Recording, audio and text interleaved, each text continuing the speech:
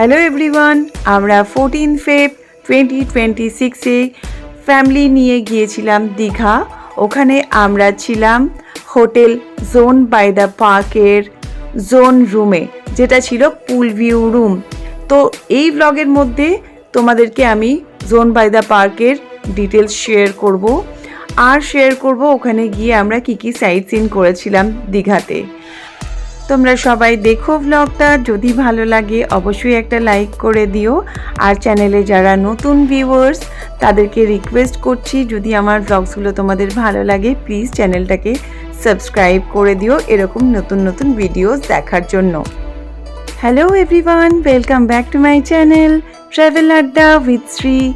আজকে Valentine's day 2026-এর 14 Feb. তো আমরা আজকে যাচ্ছি দীঘা। আজকে কিন্তু আমি আর সৌম্য নেই, আজকে আমাদের পুরো ফ্যামিলি আমাদের সাথে আছে। আমরা কলকাতা থেকে জাস্ট স্টার্ট করলাম, এখন সেকেন্ড হুগলি ব্রিজে আছি, তোমরা দেখতে পাচ্ছ। আমরা থাকবো দীঘাতে গিয়ে জোন বাই দ্য পার্ক হোটেলে। আর মেন উদ্দেশ্য হচ্ছে বাবাকে জগন্নাথ মন্দির দর্শন করাবো। তো সবটা থাকবে এই ব্লগের মধ্যে, সাথে থাকো, পুরো ব্লগটা দেখতে থাকো। ব্লগটা যদি তোমাদের ভালো লাগে প্লিজ একটা লাইক করে দিও। আর চ্যানেলে যারা নতুন ভিউয়ার্স তোমাদের যদি আমার ব্লগসগুলো পছন্দ হয় প্লিজ চ্যানেলটাকে সাবস্ক্রাইব করে দিও। আমাদের আজকের ফার্স্ট স্টপ হচ্ছে শেরে বেঙ্গল ধাবা। এখানে চলে এলাম ব্রেকফাস্টের জন্য। ম্যাক্সিমাম টাইমই আমরা শেরে বেঙ্গল ধাবা কোলাঘাটেই দাঁড়াই, তো এবারও তাই দাঁড়ালাম। আমরা নিয়েছি মশলা ধোসা, পুরি সবজি অ্যান্ড চা। মশলা ধোসা আমাদের জন্য, সৌম্যর জন্য পুরি সবজি। আমরা 6টা নাগাদ কলকাতা থেকে স্টার্ট করেছি, এবার আমরা ব্রেক নিতে নিতে যাব, 1টা নাগাদ পৌঁছে যাব। এখন 1:15 বাজে, আমরা একদম হোটেলের কাছাকাছি পৌঁছে গেছি। আমাদের হোটেলের চেক ইন টাইমও 1টাতে ছিল, তো আমরা সেটা টার্গেট রেখেই এসে পৌঁছে গেলাম। আর আরও কিছুজন আজকে আমাদের সাথে জয়েন করবে, আমার দিদি, ভাই আর অনেকজন। তোমাদেরকে সবটাই দেখাবো, সবাইকে দেখাবো। আমরা এসে গেছি একদম হোটেলের গেটের সামনে, zone by the park Digha. আমাদের এখানে টোটাল 4টে রুম নেওয়া আছে, পুল ভিউ, জঙ্গল ভিউ রুমসগুলো, আর মানে জোন রুম যেগুলো, সেগুলো তোমাদেরকে দেখাবো। আমি লাস্ট যখন দীঘা এসেছিলাম তখনও আমরা এই হোটেলেই ছিলাম, তো তখন তোমাদেরকে আমি জঙ্গল ভিউ যে রুমগুলো সেগুলো দেখিয়েছিলাম, জোন রুমের ডিটেলস দিয়েছিলাম, রুম ট্যুরও করিয়েছিলাম। আর আজকে দেখাবো তোমাদেরকে পুল ভিউ রুমের ডিটেলস দেখাবো আর রুম ট্যুর করাবো। সাথে থাকো, দেখতে থাকো, দেখাচ্ছি। এই হোটেলে ভ্যালে পার্কিং রয়েছে, তোমরা চাবি দিয়ে দিলে পার্কিংয়ের ব্যবস্থা হয়ে যাবে, তোমাদেরকে যেতেও হবে না পার্কিং পর্যন্ত। আর টাকা পেমেন্ট করে এখানে কার ওয়াশও করানো যায়, যদি তোমরা চাও সেটাও করাতে পারো। আমরা 4টে রুম নিয়েছি, 6, 7, 8 আর ওটা হচ্ছে 9। আচ্ছা, আমি একটু 6টা দেখিয়ে দিচ্ছি।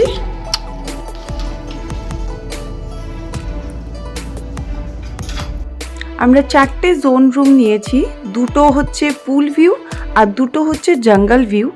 আমরা লাস্ট টাইম এসে জঙ্গল ভিউ রুমে ছিলাম, তো সেটা তোমরা আমার লাস্ট যে দীঘা ব্লগ সেইটাতে পেয়ে যাবে। আর এই রুমটা হচ্ছে পুল ভিউ রুম। দেখো এরকম রুমের যে বিশাল বড় একটা উইন্ডো আছে, এখানে ব্যালকনি নেই বাট বিরাট বড় একটা উইন্ডো আছে, তার থেকে পুলটা দেখা যায়। আর এই হচ্ছে পুরো রুমটা।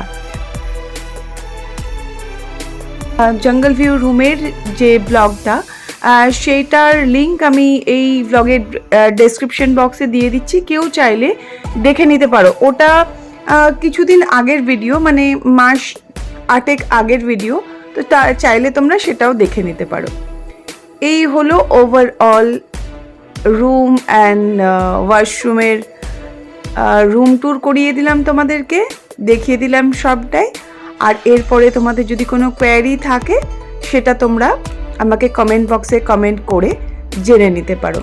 অনেক স্পেসিয়াস রুম ওদের, আর প্রচুর মানে জিনিসপত্র, লাগেজেস, শুজ, এভরিথিং রাখার প্রচুর জায়গা রয়েছে। বেড সাইজ হচ্ছে কিং সাইজের বেড, সো অনেক বড়। আর ওরা কমপ্লিমেন্টারি যেরকম 500 ml 4টে জলের বোতল দেয়, টি, কফি সমস্ত কিছুই থাকে, ইলেকট্রিক কেটল থাকে। আর খুব পরিষ্কার পরিচ্ছন্ন, আমার তো খুব ভালো লাগে ওদের রুমটা। আর এই হলো পুল ভিউ রুম। এই যে আমাদের ছোট্ট সোনাটা এখন বিস্কিট খাচ্ছে। কি দেখো হাসো। চলে এলাম পুলে, বিরাট বড় পুল ওদের।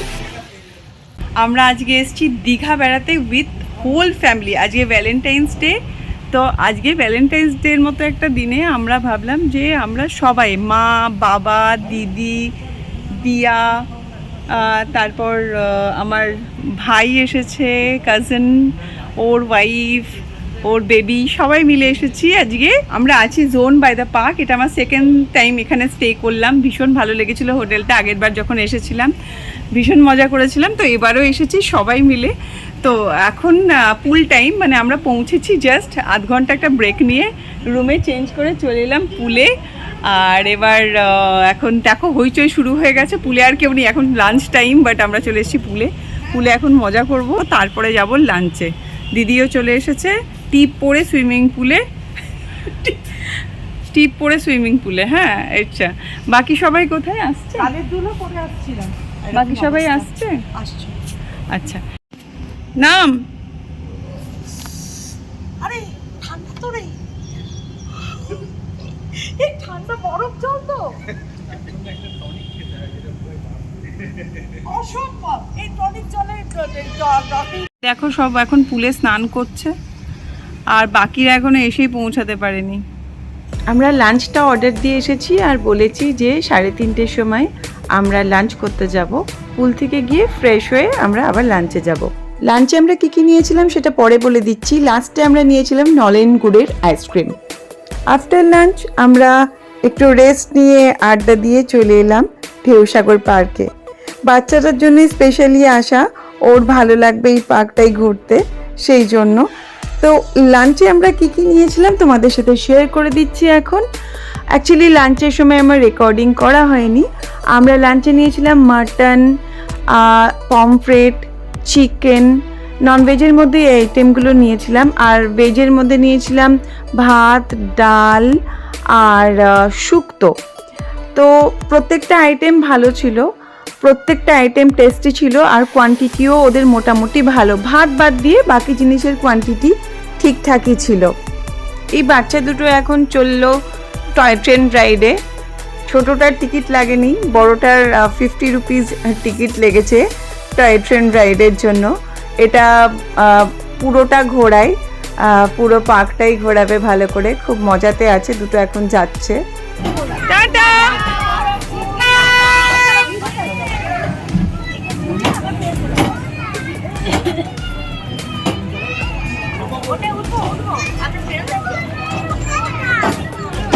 এই পার্কে বাচ্চাদের, বড়দের জন্য বিভিন্ন রকম আরও রাইডস রয়েছে। এই পার্কের এমনি টিকিট হচ্ছে 20 রুপিস পার হেড। বাচ্চাদের টিকিট লাগে না এখানে। আমি আগেও এসেছি, তোমাদেরকে আমি আগে ভ্লগে দেখিয়েওছি ঢেউসাগর। বেশ সুন্দর পার্কটা, আমার ভালো লাগে এখানে আসতে। প্রায় 10-12 মিনিট পরে ওদের ট্রেনটা দেখো ফিরে আসছে, টয় ট্রেনটা।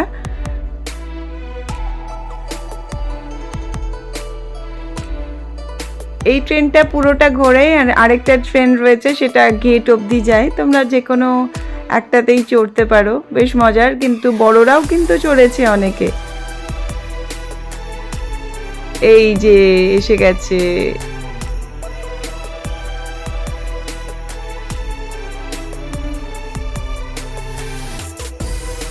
পার্ক ঘোরা হয়ে গেলে আমরা এখন চলে এলাম নিউ দীঘার মার্কেটে। এখান থেকে টুকটাক জিনিস কেনাকাটা করার পরে চলে আসা হলো গেম জোনে। এখানে কার রাইড করলো পুচকেটা, তারপরে এখন এরা এসেছে, এইসব হচ্ছে। বাবা কি পোজ!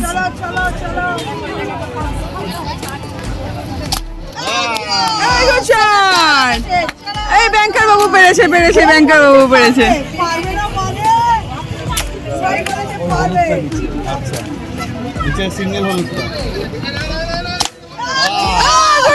Good shot, ব্যাংকার।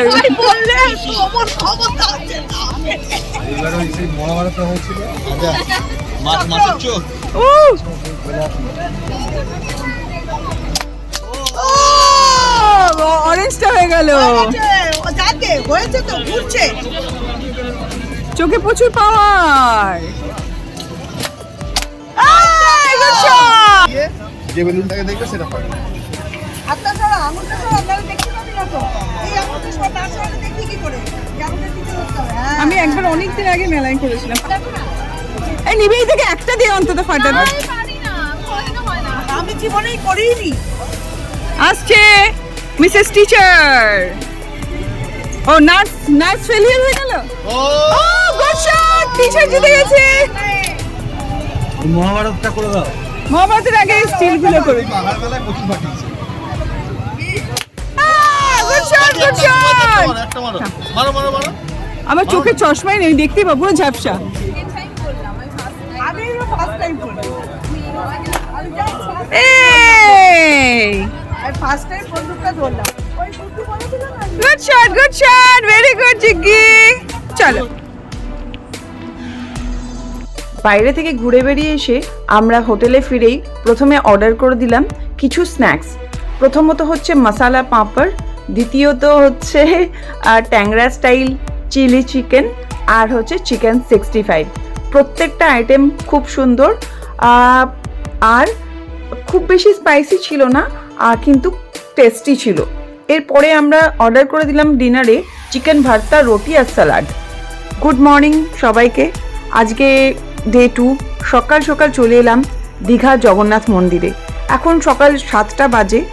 সকাল সকাল আসার কারণ হচ্ছে আজকে শিবরাত্রি, মন্দিরে হয়তো ভিড়ও হতে পারে সেই জন্য।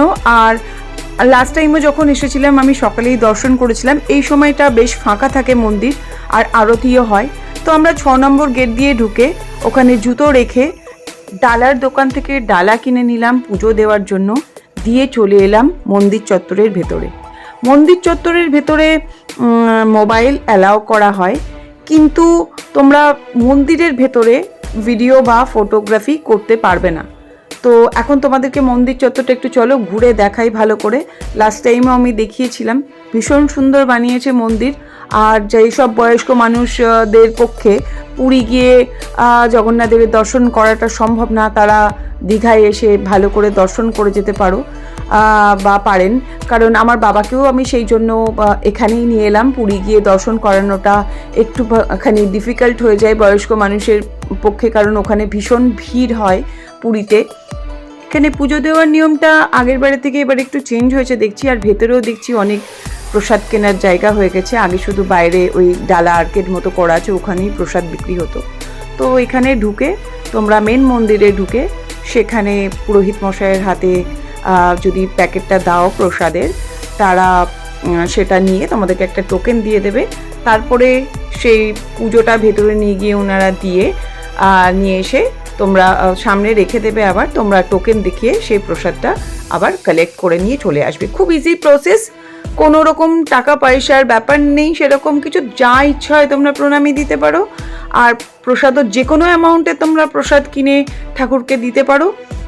50 টাকা, 100 টাকা সব রকম, বা তোমরা বাইরে থেকেও মিষ্টি কিনে এনে এখানে পুজো দিতে পারো। আর হচ্ছে পান্ডার কোনো ব্যাপার এখানে নেই। আর প্রণামী বক্সে প্রণামী দিতে পারো, তোমাদের যেরকম মনের ইচ্ছে।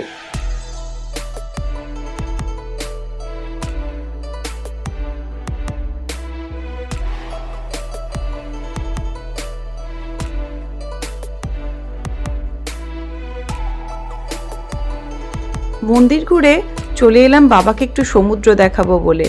এখন এসেছি ওল্ড দীঘা বিশ্ব বাংলায়, আর এখান থেকে ফিরে আমরা ব্রেকফাস্ট করে বেরিয়ে যাব কলকাতার উদ্দেশ্যে। অ্যাকচুয়ালি দীঘাতে আসলে সেভাবে বিচে যাওয়াও হয় না এখন। আর এই ব্লগটা আমি এখানেই শেষ করব বন্ধুরা। তোমাদের যদি ব্লগটা ভালো লাগে অবশ্যই একটা লাইক করে দিও, আর কিছু জানার থাকলে কমেন্ট বক্সে কমেন্ট করে জেনে নিও। আজকের মতো বাই বাই সবাইকে।